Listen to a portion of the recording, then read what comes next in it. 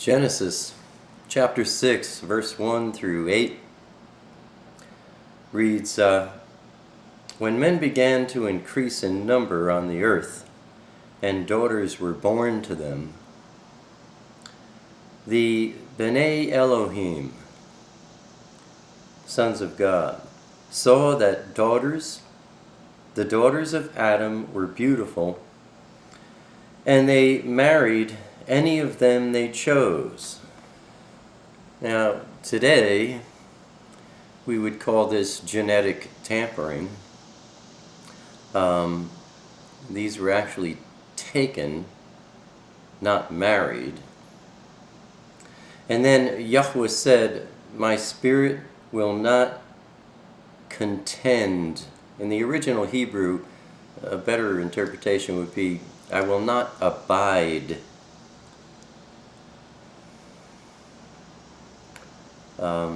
I will not abide with man forever, for he is mortal. His days will be 120 years. Now, first, he says, I will not abide with man forever. And prior to the flood, Yahweh, or at least his Holy Spirit, Ruach HaKodesh, was with Adam, indwelled. And when it says that Adam ate of the fruit that day, he would surely die. That day he died. Death means not having the indwelling Holy Spirit. It does not mean being buried in the ground. Now, the last verse there that I read, verse 3, it says his days will be 120 years. That's not referring to the length of his days. It's referring to the length of his days until the flood. So, and it was 120 years after the flood occurred. Now, verse 4, the Nephilim. The Nephilim were on the earth in those days and also afterward, meaning after the flood especially, when the Bnei Elohim, the sons of God, went to the daughters of men and had children by them. Now here's a definition of the Nephilim. They were the heroes of old, men of renown. In other words, famed mythology. Zeus, Apollos, all these mythological famous characters. Those are the Nephilim. And the Nephilim are the angels that fell with Satan. Nephilim oftentimes, is interpreted as giants, and the literal interpretation from the Hebrew for Nephilim means the fallen ones. We're going to look at some other scriptures too. Now, verse 5, Yahweh saw how great man's wickedness on the earth had become, and that every inclination of the thoughts of his heart was only evil all the time.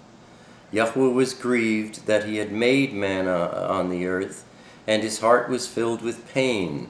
So Yahweh said, I will wipe mankind, whom I have created, from the face of the earth, men and animals and creatures that move along the ground, and birds of the air, for I am grieved that I have made them. And then verse 8 says, But Noah found favor in the eyes of Yahweh. Better word for favor would be grace. This is the first occurrence of the word grace in the Bible. And the first occurrences of any word are always filled with revelation. Just to move on a little bit, verse 9 says this is the account of Noah. Noah was a righteous man, blameless among the people of his time. He walked with Elohim, and so on.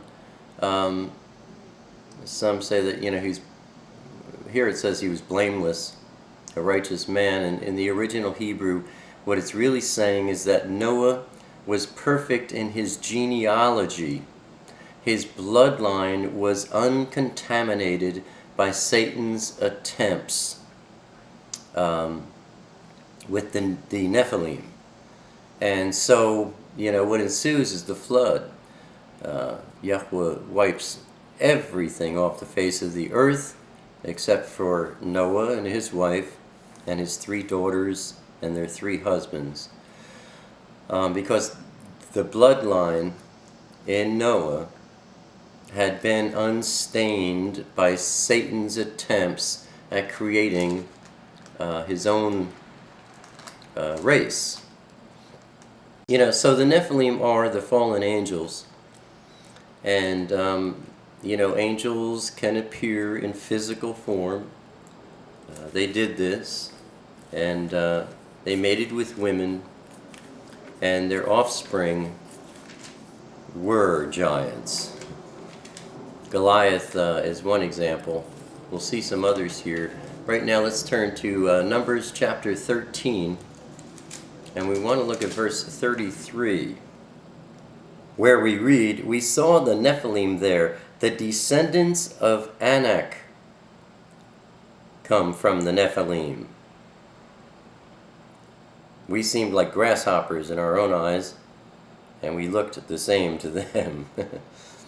But Anak refers to the Anakim, and the descendants of Anak are the Anakim, which come from the Nephilim. We're told right here in Numbers 13:33.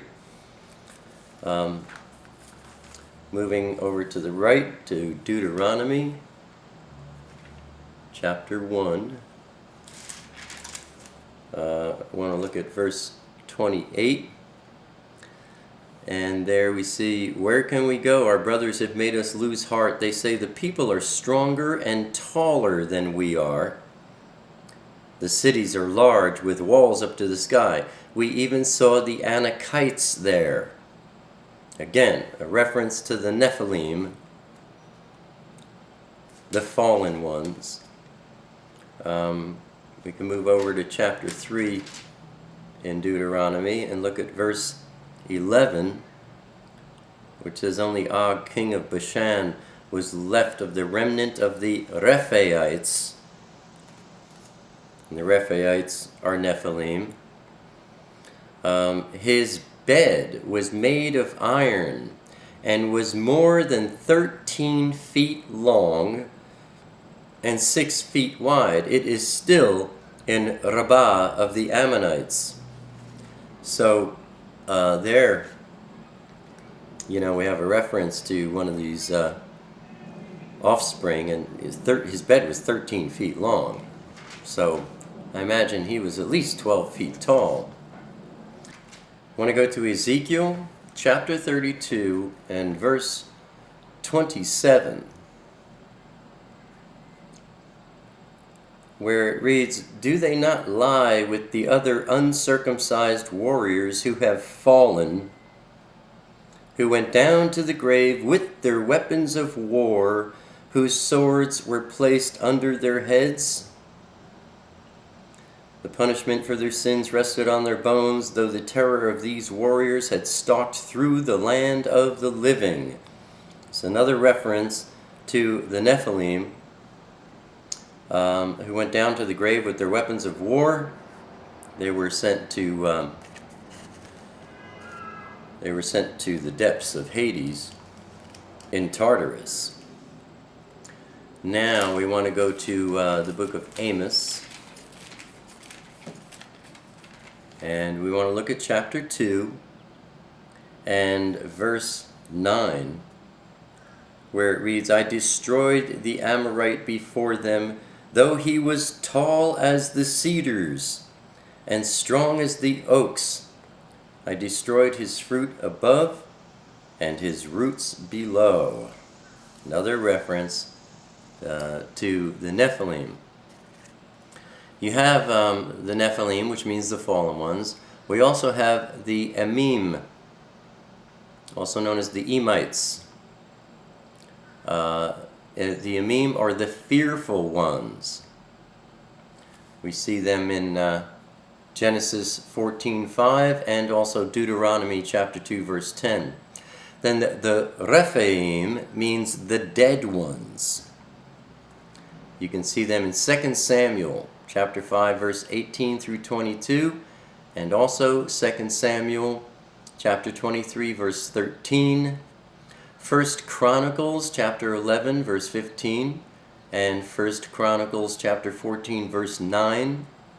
Also in Isaiah chapter 17 verse 5. And then also we have the Anakim, which means the long-necked ones. Long necks. Deuteronomy chapter 2 verses 10 and 11.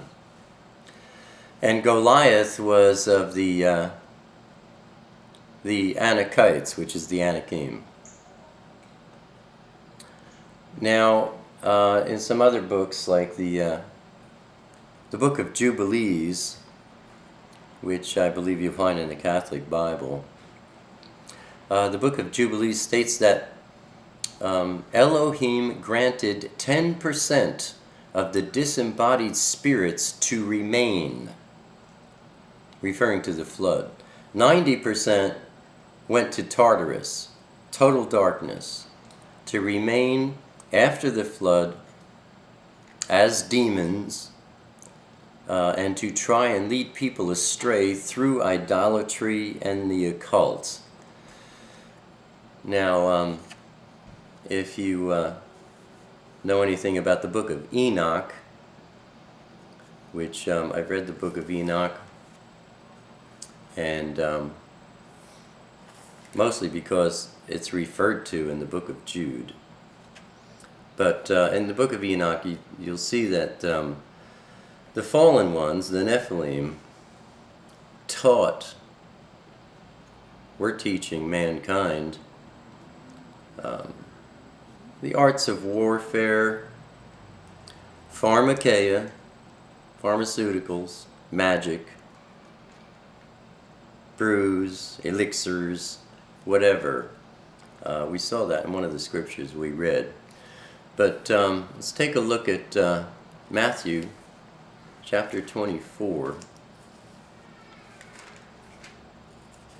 which Yeshua is talking about the signs that would mark the end of the age. And take a look at verse 38, where he says, "For in the days before the flood, people were eating and drinking, marrying and giving in marriage up to the day that Noah entered the ark, and they knew nothing about what would happen until the flood came and took them all away. This is how it will be at the coming of the Son of Man." And where it says people were eating and drinking, let's bounce over to Luke chapter 17, and we want to look at verse 27. Again, people were eating, drinking, marrying, and being given in marriage up to the day Noah entered the ark. Then the flood came and destroyed them all.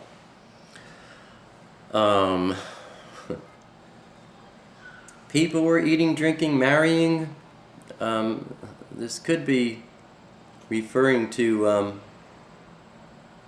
these fallen ones. Eating, drinking, marrying, up until. Let's take a peek at Daniel.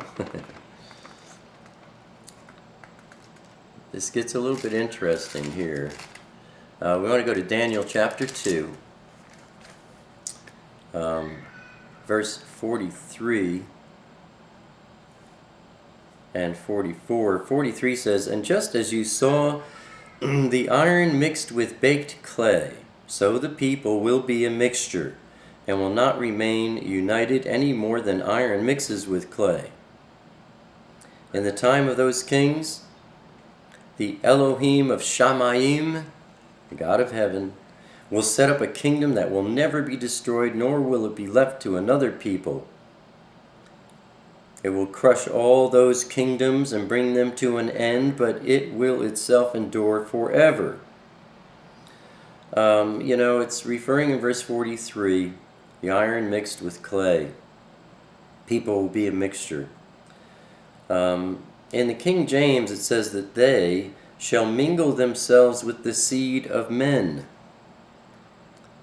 And they, obviously, are not men or the seed of men. This could be a reference to the Nephilim.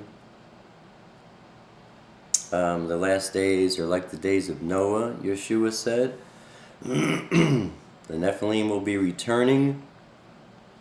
All these reports of UFOs abducting people and artificial insemination. They're trying to create their own race. I believe that's a continuation of Satan trying to create his own race. Powers and principalities of the air. These things are always seen in the air. They may be from other universes. They may as well be from the earth. The sea over by Japan is the most active, and they're seen coming up out of the sea, going down into the sea quite frequently. And when you think about it, it's a good place for them to hide. We can't go very deep into the oceans. And if you do, we know our knowledge of what's in the oceans is pretty thin. And if these have little communities down there, deep where we can't go, if you go down really into the depths of the oceans, where are you? Doorways to Hades? Hades is in the bowels of the earth. Sheol, hell. So, where it says in Matthew and in Luke that people are eating, drinking, marrying, this reference to people, they, like it says in the King James, would mingle themselves with the seeds of men or the seeds of Adam. This could be a reference to Nephilim rather than what seems to be an obvious reference to just people living their lives. And then finally, I want to take a look at Jude, which is right in front of Revelation, the back of the book. And Jude is only one chapter. We want to look at verses 6 and 7, where we read, "And the angels, the messengers, who did not keep their positions of authority, but abandoned their own home, these he has kept in darkness, bound with everlasting chains for judgment on the great day." This is a reference to the Nephilim. In a similar way, Sodom and Gomorrah and the surrounding towns gave themselves up to sexual immorality and perversion. They serve as an example of those who suffer the punishment of eternal fire. We can also take a peek at 1 Peter, just to the left a little bit. Chapter 3 and verse 19.